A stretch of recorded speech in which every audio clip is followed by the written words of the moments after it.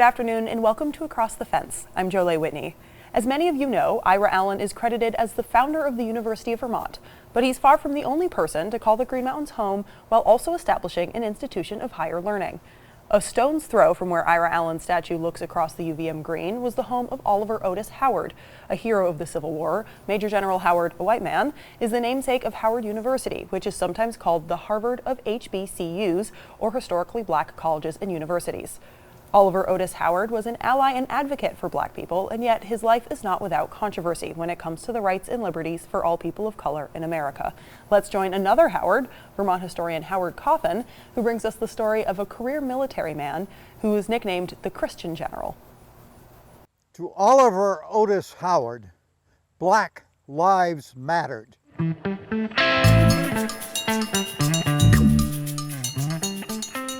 Well, here we are again in Burlington's Lakeview Cemetery with its remarkable grouping of Civil War graves, including 3 genuine heroes of the Battle of Gettysburg.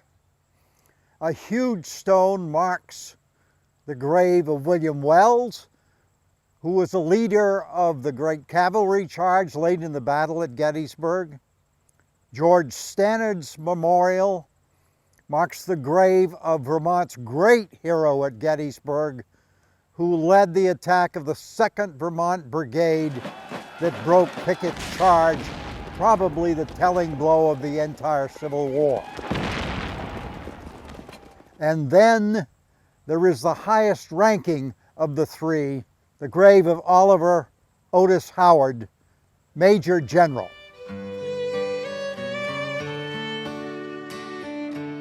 Howard was born in Leeds, Maine in 1840. Father died at age 9. He was admitted early to Bowdoin and graduated at age 19. Then he was off to West Point, and one of his best friends was Jeb Stuart, the great Confederate cavalryman. Indeed, it's said that hadn't it been for Howard and the help he gave, Stuart might not have graduated. His first military assignment is in Florida. He has some kind of a religious experience that makes him an extremely devout man for the rest of his life. Then one day in church, he sees an elderly black woman try to make her way to the front of the church, and people begin jeering her and blocking her way, including some of Howard's fellow officers. Howard doesn't like it. He rises to go and help that woman, and from then on, he will be an advocate for the rights of black people.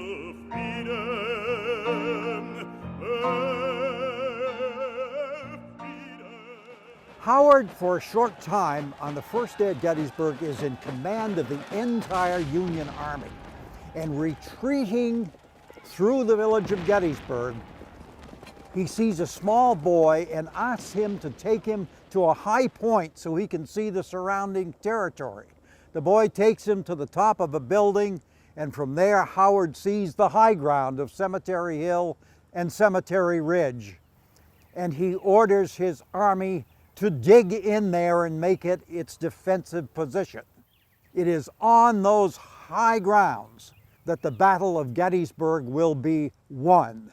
And it is to Howard's tremendous credit that he saw that and got the army up there.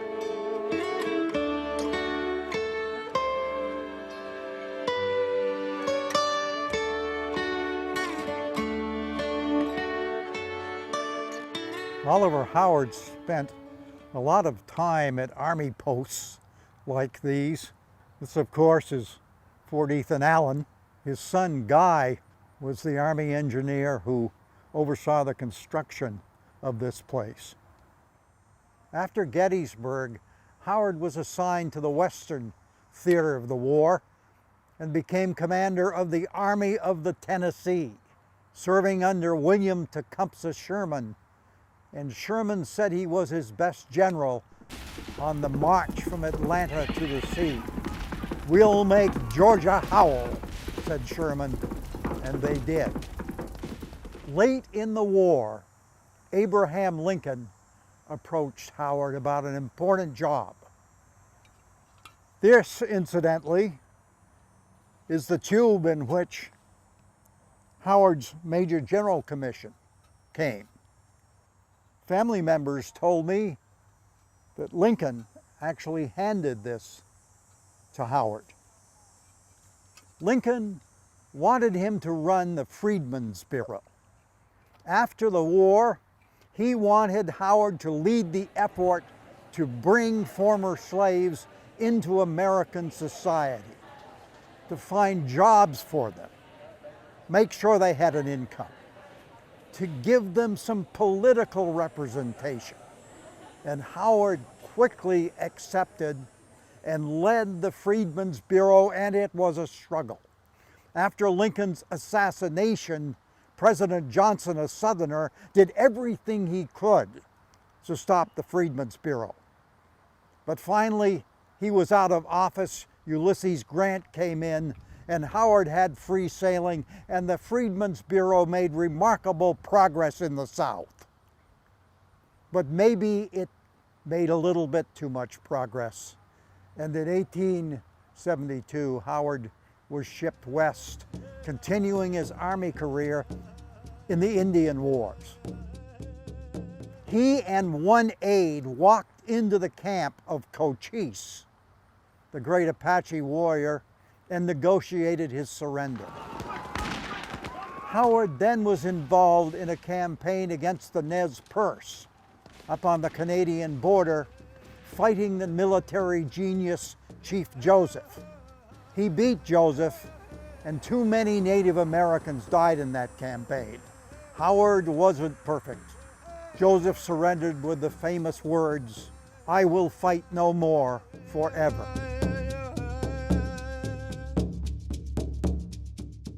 Finally, Howard retires, and he retires to Burlington to be close to his son Guy, putting together 14th and Allen. Howard's son Guy not only built 14th and Allen, he built this home for his father and mother here on Burlington Summit Street.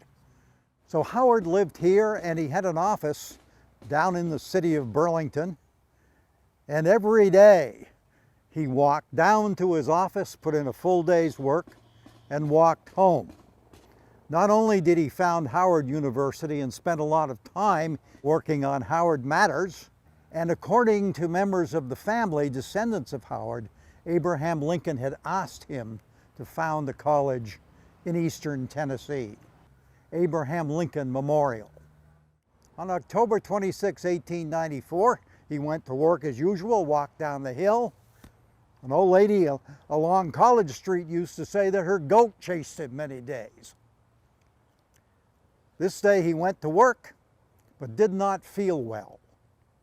On the way up the hill, Howard did something he never did. He accepted the offer of a ride. And he came here to the house, went up these steps, went to the front door. He took the doorknob with his left hand because his right arm had been shot away at Fair Oaks. He went into the house, went upstairs. His wife heard him. By the time she reached his bedroom, he was dead.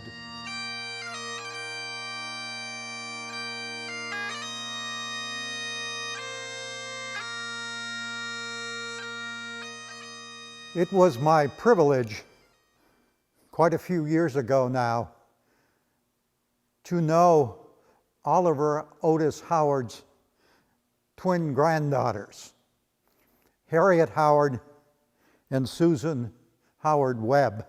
They told me their grandfather came to church here at the First Congregational Church of Burlington every Sunday. And so his funeral, of course, was held here. The minister was a man named Ernest Graham. His eulogy began and ended with the same quote from Timothy: "I have fought the good fight. I have finished the course. I have kept the faith." With the service concluded, a procession led by black cavalrymen from Fort Ethan Allen, the Buffalo Soldiers, accompanied the casket to Lakeview Cemetery. Harriet and Susan told me that they went to Gettysburg to select a site for the monument to Oliver Otis Howard, and it's there today, a gigantic monument on Cemetery Hill with him on his horse. They were guided about Gettysburg, they said, by a little old man who knew the battlefield well.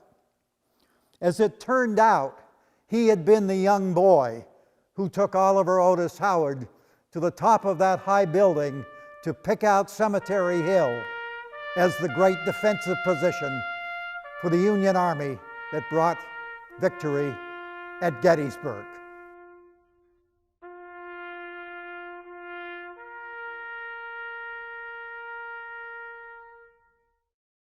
Thanks to Howard and Across the Fence's Keith Silva for bringing us this story. To discover more about the Civil War in Vermont today, you can visit your hometown library or local bookseller and ask for Howard's book, Something Abides. It's an in-depth look into the well-known and little-known people and places of Vermont Civil War past.